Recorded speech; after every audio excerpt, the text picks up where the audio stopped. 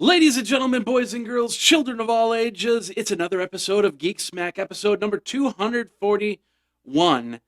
And yeah, I believe 241. I'm your humble host, Jeffrey Powers, and today we're going to smack the geek out of you like Apple smacked you out of products all over the place. They had this product, that product. They didn't have the products that I really wanted, but they had better products and a lot more. We're going to talk about that. We're going to talk about all the tablet stuff that's coming out. And then, of course, we're going to get you on the Geek Smack side. But the big news, the real big news, is the system Ceefax is finally closing down. If you're from the U.S., you might not know what Ceefax is. We'll talk about that, and we'll do that during the show. We're brought to you by friends over at Wirecast. Go over to geekazine.com/WirecastPC for the PC version, or Wirecast Mac for the Mac version, to get a program like this where you can do your own show if you wanted to. All right, let's get into the show for this week.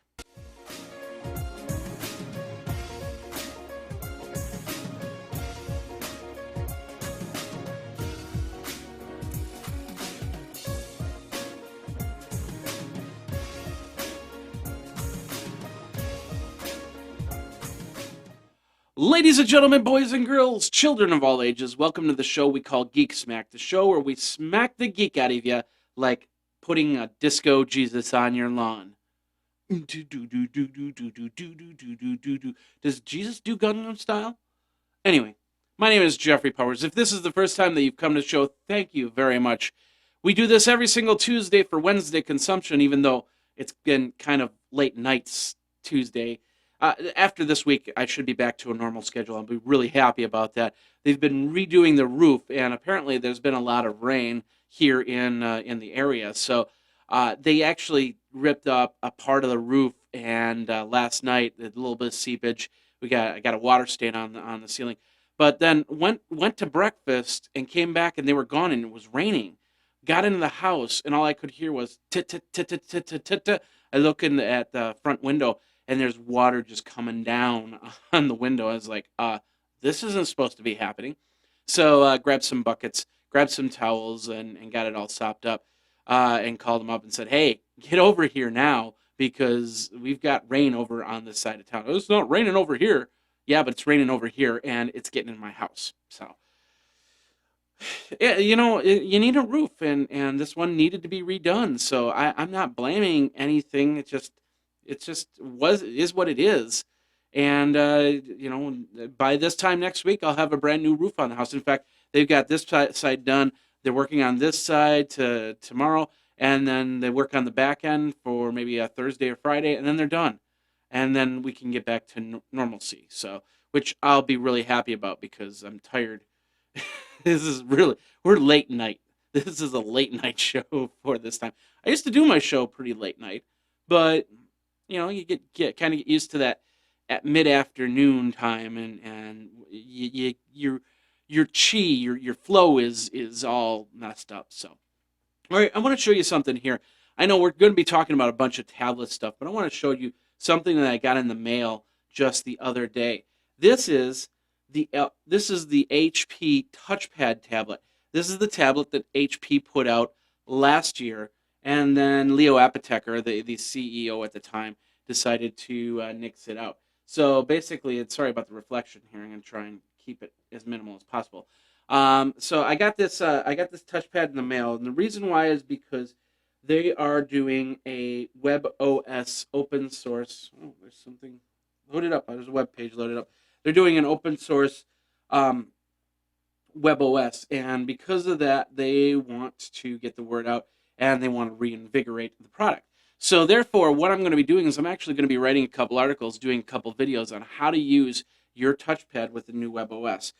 Pretty cool. I got this. It's a 32 gigabyte model HP touchpad, and it does have a 4G. It can actually do LTE, and I could hook it up to AT&T. So I might just be using this for something like when I go out to CES, and I can't wait for that to happen. Speaking of which, our CES plans, want to tell you a little bit about that. We are going out to CES. We're going to be live streaming over at tpn.tv once again. We did it last year. We did it the year before. And we're going to have lots of fun. If you're going out to CES, if you're going to be, if you're with a company, let me know. We'll schedule you a time on the show on the live stream, and we'll get it going from there. We've got a great location this year. We're in North Hall, right in the hallway. So everybody that's coming in, you're going to be passing us left and right. And we're going to be interviewing just like we have in the past. So check that out over at tpn.tv. All right, ladies and gentlemen, boys and girls, children of all ages, let's get into, and let me set this up right, let's get into your Tech Smack for this week.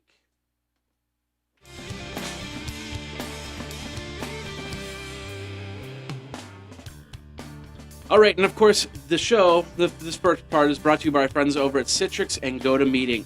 And you know, I believe to be successful in business, you've got to meet with your colleagues and your clients as much as possible whenever you need to, whenever they are around.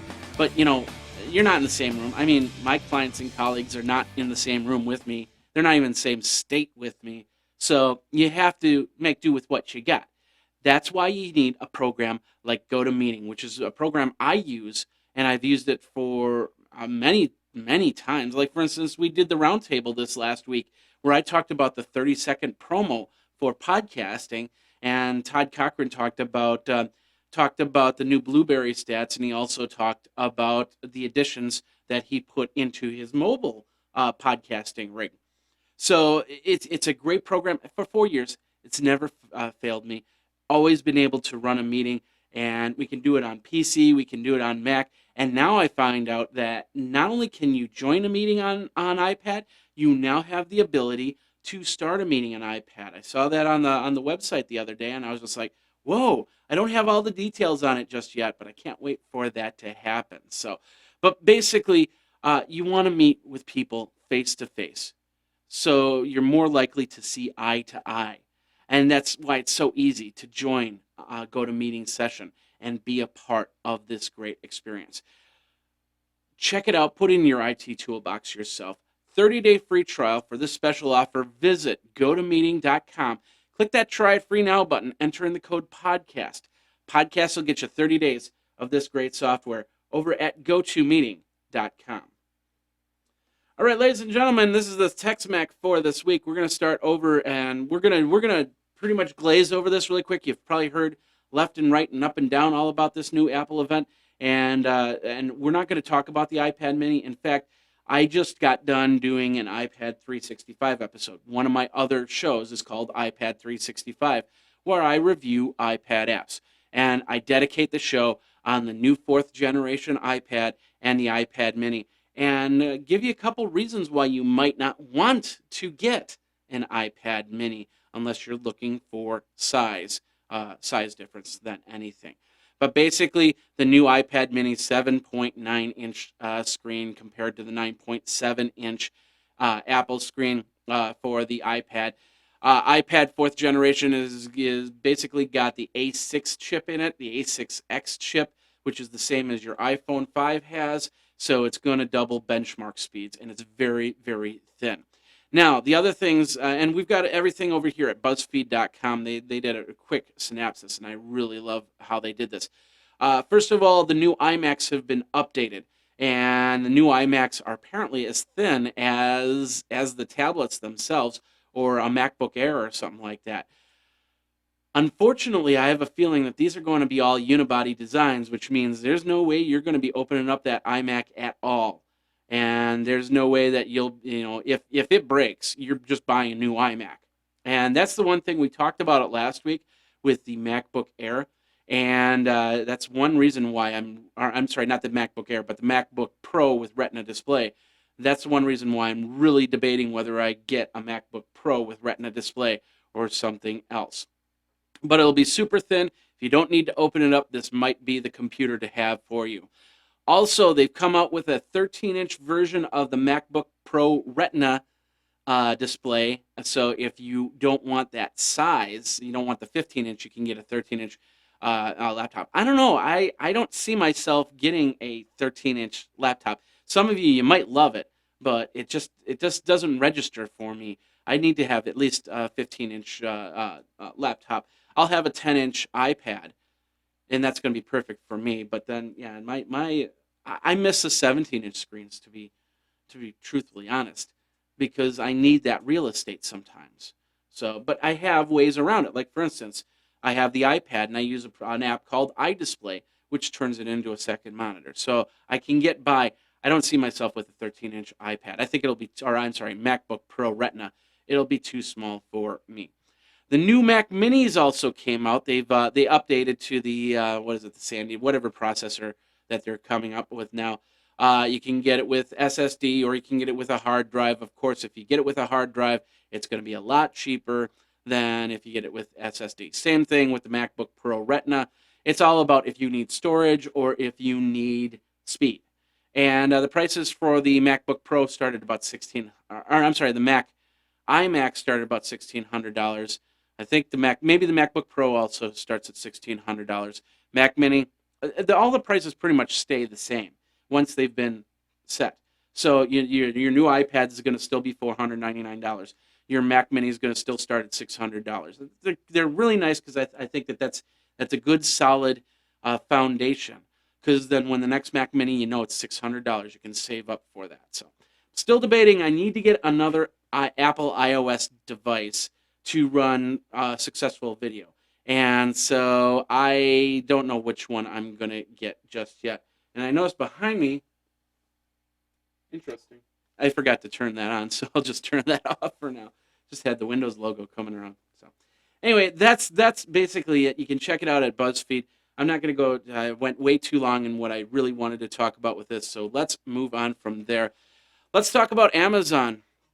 This is over on GigaOhm. Amazon had some problems about noon on Monday where they basically they had something wrong with their AMS system. I think it was, or no, it was the Elastic Block Storage, the EBS service. So websites like Reddit and what was the other? There's a couple other ones. Foursquare went down. Heroku went down. A bunch of other popular websites went down for a small period of time. But everything's back up. And you can go over to Reddit and you can post your pictures and get the articles and going from there. So if you want to read more on that, go over to gigaom.com. Heading over to Gizmodo. This is actually pretty cool. You know how you have your smartphone or your tablet, and then you've got like Facebook or something like that, and then you pull down on the screen, and then you let go, and it basically shoots back up, but it refreshes the screen. It's that process. It's called the rubber band effect, and it was a patent that Apple held for a long time. Well, apparently in the U.S. Patent Trademark Office, they decided that this patent is it's too flimsy. It doesn't make sense to have it as a patent. So they have officially, for a temporary bit of time, they have made it invalid. So there's still a chance that Apple will get that as a patent again. But right now, it's sitting through the process to unpatent it, I guess it would be the term, because it really is one of those patents that just doesn't make any sense to me. I mean, somebody developed it, and I understand that, but it's just you slide your finger down, you let go of the screen. It just doesn't make any sense to me. Now, what this means is, with the Samsung patents, that might give them a little bit of relief, so they can actually continue to make their devices and not have to see royalty after royalty after royalty go to Apple for that. And for that matter, we could start writing apps even for laptops and desktops where you could pull down and let go and let the rubber band effect happen to refresh a screen. So I'm really happy that this happened. If you want to read more on this, go over to gizmodo.com. Moving from there over to Engadget, AMD has updated their FX processors. 8-core chips now has a 4 gigahertz base clock to it, and basically a $195 processor. If you do have desktops, and I know there's some of you out there, I still have my desktop, and you need just more power, then you can check this out. It's the AMD FX processor. That's over at Engadget.com if you need to know more. All right, let's move on from here. We're moving to Torrent Freak. AT&T is starting a 6-strike anti-piracy plan. So basically, you'll get if you, let's say you download, I don't know, Argo, which is the movie that just came out. Let's say you went to a torrent and downloaded Argo, and AT&T, they run their little filters and they see, oh, you just downloaded part of Argo. they're going to send you a letter, and they're going to say, hey, you don't do it again. And then if you do it again, then they're going to send you another letter, and so on and so forth. And then after 6 times, they're just going to say, you're done. We're done with you. And they will block some websites too. So if you start downloading Argo and then you kind of stop for a few minutes and then go get a sandwich or something, and you come back and restart up the torrent, it might be blocked. So AT&T is getting really, really forward on this type of stuff. I don't blame them. I mean, everybody's talking about, being able to do whatever you want to do on the internet, and yeah, but there's still got to be some responsibility to it. And I think that, you shouldn't be going to and doing stuff like that. You should be, if you need to, if you can't see Argo, wait till it gets to the budget cinemas. If you can't see it there, you can rent it in 6 months on Amazon.com or Redbox for $1. There's so many different ways to watch this movie. I can't believe that we have to keep doing this, but we do. So I do side AT&T in this case. There might be some backdoor things that I don't know about on this article that might make it bad. But the bottom line is, don't download illegal stuff. And if you do, you're going to get 6 strikes. And that 6th one, you're done with your internet. I need my internet, so I'm not going to download no Argo or whatever else, other movie or music or anything like that that's copyrighted. And I got so many ways to watch that anyway. It's just crazy. So anyway, let's move on from there. We're going over to Ars Technica. U.S. federal agency is dropping 17,000 BlackBerries in favor of the iPhone. Now think about it. BlackBerry, RIM, needs business and government to still buy their devices. If they don't buy their devices, who are they selling it to, really? I mean, I cannot tell you how many times I talked to somebody that, they had a BlackBerry for a little while at work and they loved it so much, and then they got a BlackBerry. And now they're on iPhones. And I see the trend continuing, and this is not good for BlackBerry. This is not good for RIM at all if they decide to move over to Apple, to competitors. So just another nail in the RIM coffin there.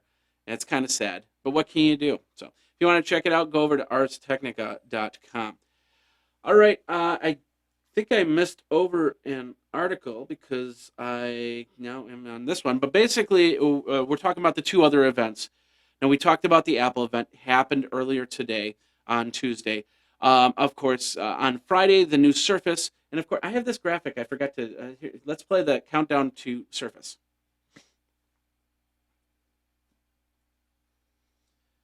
All right, and of course, the countdown to Surface this Friday. Excuse me, I bumped the table there. This Friday, Microsoft is coming out with the Surface tablet, and of course, the ARM-based version of the Surface tablet. And I'm personally not looking forward to getting one. I want to get the i5 version of the tablet. That's where I'll see use out of a tablet. So, but of course, Windows 8 also coming out, and that's going to merge your desktop, your laptop with your tablet, with your smartphone. One operating system to rule them all, which I think is a great idea. So we'll see what happens there. Now, on the same token, on Monday, new Kindles are going to be talked about from Amazon. So whatever Apple just talked about, because they really played on the, they didn't do Kindle Fire, but they showed another popular Android device. But with the Kindle Fire, there's rumor of a $99 Kindle Fire, not like an e-reader book, but an actual tablet that you can do some basic stuff like email and web surfing on there. And if that comes out, I could buy, if I was a family of 4, I could buy my kids a $99 tablet. I could buy myself and the wife a $250 Kindle Fire that has probably whatever new features it's going to have. And for about $700, I've outfitted my family with cool devices. Can't do that with an Apple. Can't do that with an iPad or an iPad mini. If your kid's got a $329 iPad mini, then I'm don't, you're probably making too much. I don't know, but the bottom line is that for somebody that's looking to pinch pennies and still wants to give their family technology, that might be the way to go. So we'll see what happens on Monday when that announcement comes out. There's a lot of stuff coming out, so check those out. And of course, we'll be talking about it next week on the show. And speaking of the show, we've got a little scheduling change here. Next week there will be an episode. We'll have the Halloween episode. Don't worry about that. The week after, I believe it is, I'm actually going on another trip, so might not have an episode in 2 weeks. So just so you know. Hey, if you got any questions though, you have the Twitter, Geekazine. You have the email, geekazine@gmail.com. We even have a hotline, 608-205-4378. Feel free to give it a call and let me know what you like, what you don't like about the show. We also have the survey still going on. Go over to geekazine.com/survey and let me know what you think about the show. All right, let's move on from there. Let's go over to CNET. The FTC has released guidelines, and this is actually, I didn't think about this till I read this article. They're releasing guidelines on facial recognition use.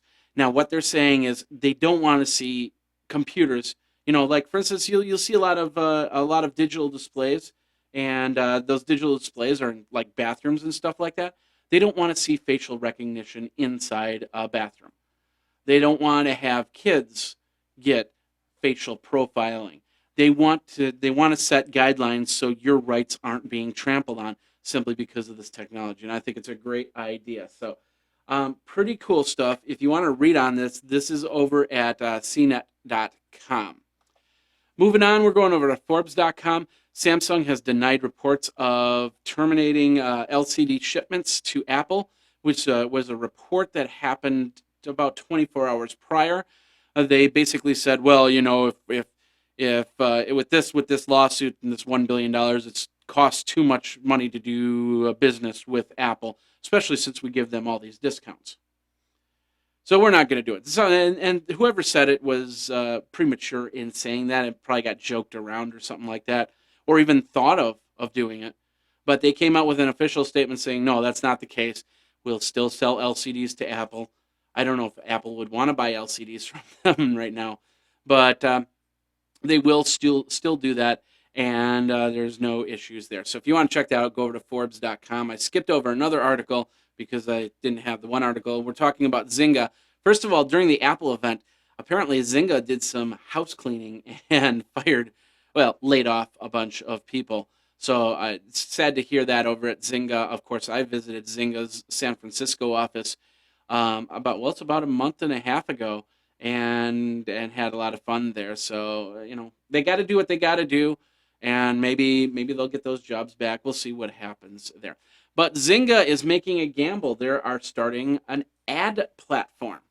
Now, this is really interesting. I don't know how they're going to play it because they're saying other game systems, other game programmers can use their ad system to do ads inside of games, whether it be Facebook games or PC-based games or tablet-based games. And of course, Facebook is not the only kid on the block. Apple iPad is not the only kid on the block. You need to cross-platform, and I think that's where Zynga's really going to try to get in, because Apple, won't do Apple iAds over on a Android device and vice versa.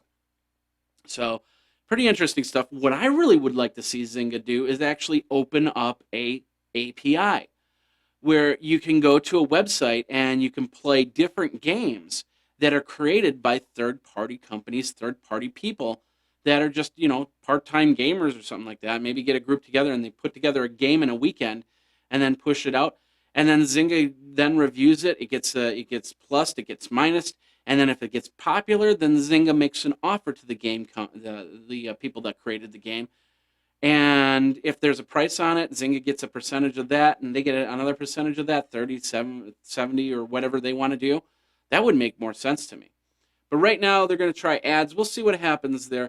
We'll follow that along. So on basically the drama of Zynga right now.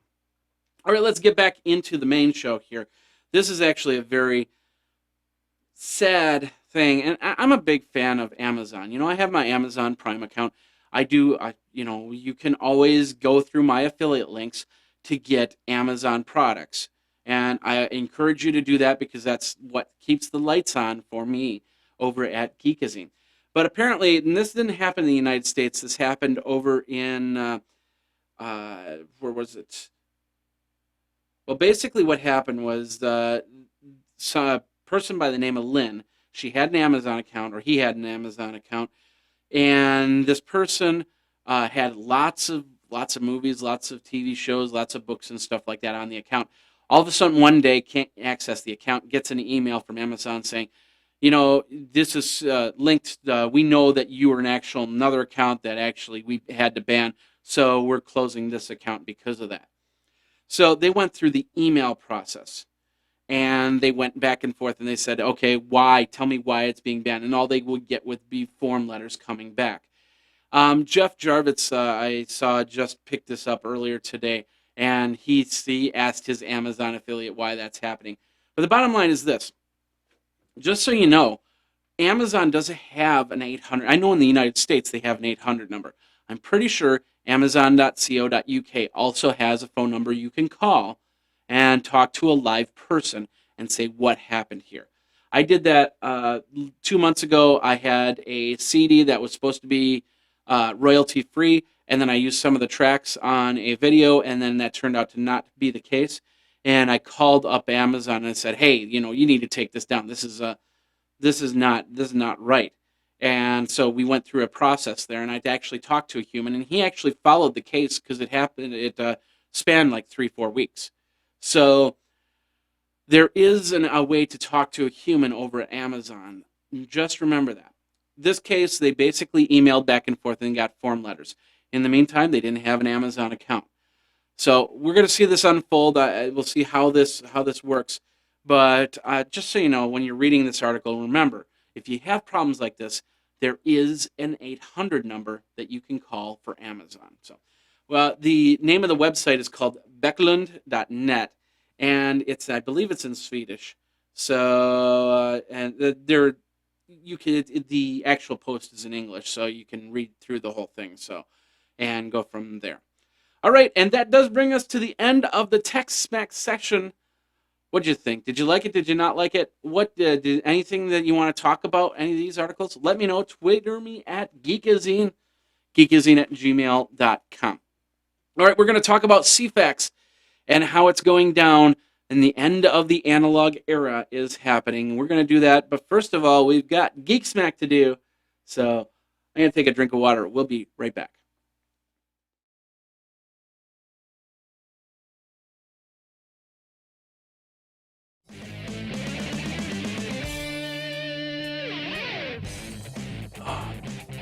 Ooh, water's good. Good for the system.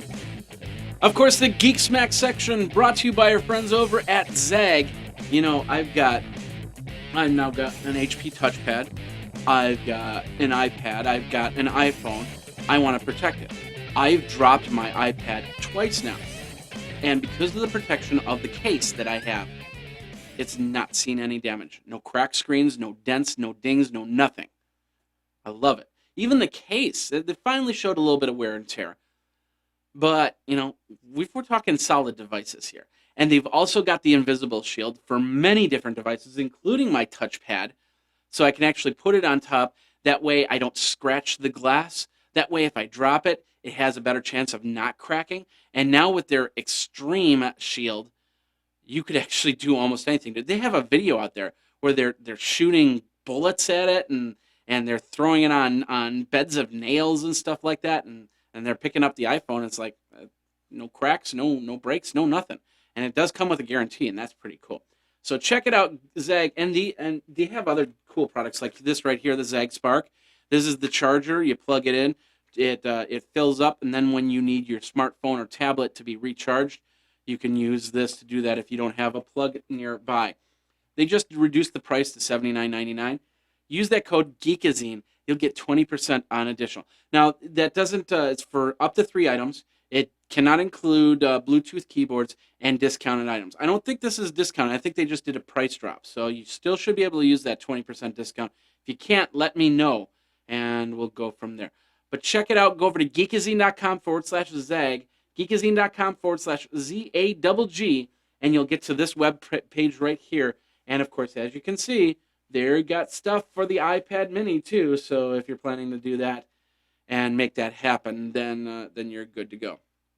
All right. While I was doing the iPad event, I actually sent out a tweet, and the one thing that I was really surprised about was the fact that Tim Cook did not show off the iPad mini. Eric Schiller showed off the iPad mini, and he had one there, and he picked it up, and he showed everybody the iPad mini. If Steve Jobs would have been CEO, still would have been alive, and doing this presentation, that would have never happened. That iPad mini would be unveiled by Steve Jobs. And Tim Cook needs to do that exact same thing. He needs to be in the forefront. He needs to show them, this is the tech, I'm leading it, so this is what it is. So anyway, I tweeted out, I said something to the effect, it's unbelievable if Steve Jobs would have never let Eric Schiller be the first person to show off the iPad mini. And that's true. Well, apparently there's a new website out there called Steve Jobs Would Never. And I guess they probably saw everybody doing the tweets like that, and they decided to come up with this website. So Steve Jobs Would Never. It comes with some tweets. I don't want to scroll down because they can be R-rated. They do have language in them. So, but if you use the words Steve Jobs and never in a tweet, you will most likely get put onto this website. Once again, it's called SteveJobsWouldNever.com.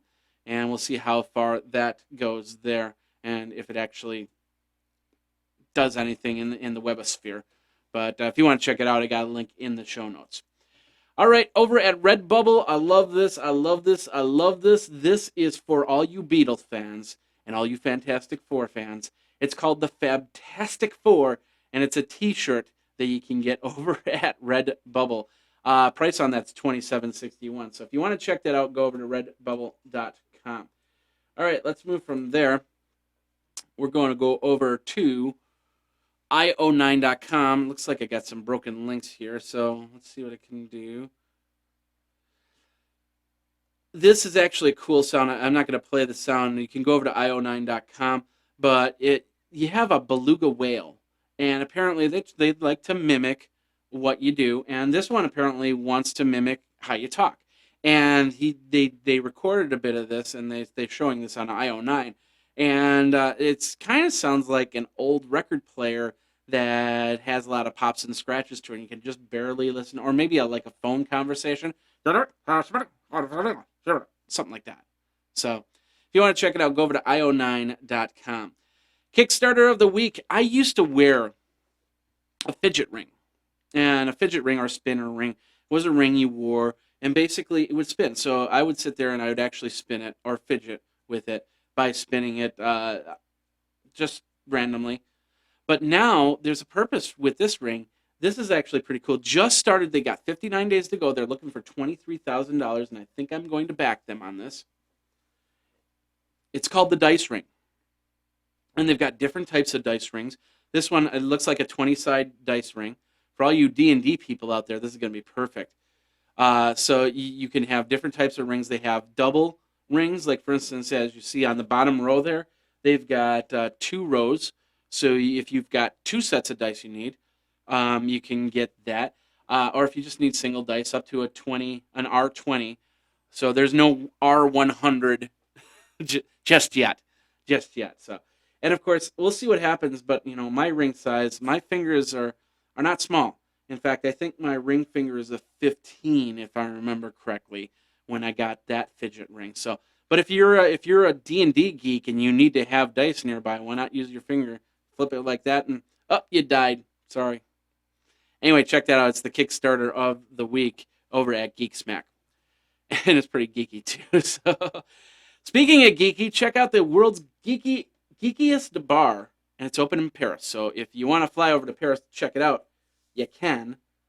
But otherwise, you're just going to have to take a look at some of the pictures.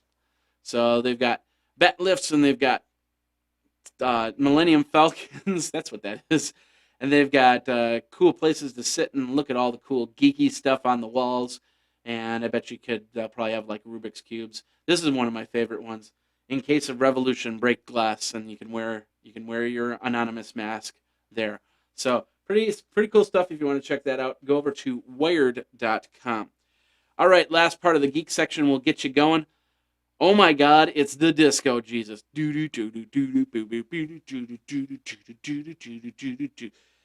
I found this on Reddit and I talked about it on Dorkazine. From what I understand, it's in I think it's in Grand Rapids, Michigan. They weren't 100% sure on that, and it was part of an art contest. And so somebody took a cross and they plastered a disco, well, basically a Jesus figure, and they covered him in mirrors. So it's one big old disco Jesus. Disco Jesus died for your sins. I don't know if that's true or not, but it's just funny. If you want to check it out, go over to dorkazine.com. It's right there. And that does bring us to the end of the Geek Smack section of Geek Smack, this namesake. What do you think? Did you like that? Did you not like that? Twitter me at Geekazine. You can email me at geekazine@gmail.com. We've got the hotline right there, and you can check that all out. All right, we're going to talk about Ceefax. Ceefax is going to go bye-bye because the analog era is going bye-bye as well. We're going to do that next.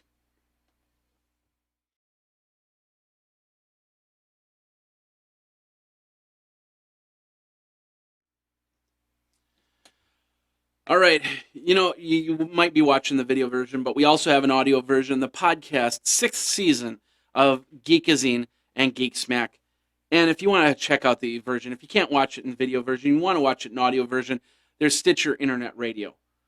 It is an awesome way to listen to it on your smart device, whether it be an iPhone, whether it be an Android, whether it be a BlackBerry, whether it be a WebOS. I can actually get Stitcher for this touchpad right here. That's awesome. So I can listen to my favorite podcasts. I can set up a favorites list. And then when one podcast is done, it's going to go right into the next one, which some of these other podcatchers don't even do. It's a great way to get all your podcasts. Check it out. Go over to stitcher.com/geek. If you do so, you put in your email address and download the software for whichever device you have, and you could win yourself a $100 cash card. Simple as that. Just go over to stitcher.com/geek, enter in an email address, and get the download link. And you'll be listening to shows like Geek Smack, like iPad 365, like Day in Tech History. All of them are over on Stitcher Internet Radio. So check that out. All right, ladies and gentlemen, after 38 years, Ceefax is being shut down. Now, Ceefax is a phonetic for see the facts. And basically, that's what the channel was set up as, a channel for information. The service basically came on in 1974. I was 2 years old when that happened. The BBC in, of course, England, was the one that created Ceefax, which is probably why you might not have heard about it in the United States, because you've never seen Ceefax, because it's across the pond there. On October 24th, though, Ceefax will finally be retired. And the reason why is because it's an analog thing, and it's time to move on to digital. Now, Ceefax was developed by engineer Jeff Larkey and technician Barry Pyatt. The system would give you information when you needed it through your television, or telly, as the British would say. And basically, you think of it as an information, maybe like a GeoCities or something like that, for people to find out the local sports scores, to find out the weather, to find out things. And back when there was no internet, there was no computers or tablets in your homes, you just had that television channel to get that bit of information from. So not only could you see Ceefax on BBC Network as part of their analog system, the UK has been basically switching off all the analog channels as part of their digital conversion, and this was one of the last things to go. So on October 24th, I guess the channel's already down now, but on October 24th, it's going to be completely shut down and move on for that. So now think about all of this back 38 years ago, and how state-of-the-art it was, and how far it went, and how many British celebrities that actually said, "Oh yeah, I see Ceefax all the time. It was the greatest thing." I think somebody should honor him by actually making a Ceefax website. Maybe they do have it. I just haven't found it yet. And if they do, let me know. Twitter me at Geekazine. I'd be very, very interested to see if they're going to continue Ceefax in the digital realm, or just Ceefax.com. That would be kind of cool. I know there is a Ceefax.com, but I don't think it goes. I think it just goes into the information that you need, and I don't know if that's going to get shut down or not. What do you think? Have you ever used Ceefax? Let me know. Like I said, Twitter me at Geekazine. Geekazine at gmail.com. You can also call the hotline at 608-205-4378. If you want to send a video message rather than an audio message, you can do that too. Just send it to me. Put it up on YouTube. Make sure that you turn off the licensing so I don't get slammed by YouTube for licensing on that. So, all right, that does bring us to the end of the show. What'd you think? What'd you like? What you didn't like? Are you going to get yourself an Apple iPad Mini? Are you going to get yourself a new MacBook Pro? I hope you do. Let me know what you do, and let's talk back and forth. I want to know a little bit more about you. Don't forget, we have the survey over at geekazine.com/survey. You can check that out and fill it out and let me know a little bit about yourself. All right, that does it for this episode of Geek Smack. My name is Jeffrey Powers. Thanks a lot for watching. Thanks a lot for listening. Once again, we do this show every single Tuesday for Wednesday consumption. Any questions? There's the contact info. I said it 15,000 times. There it is. So, all right, we will see you next time on another episode of Geek Smack. Jeffrey Powers here, signing off with my call to geek out. Geek out, ladies and gentlemen.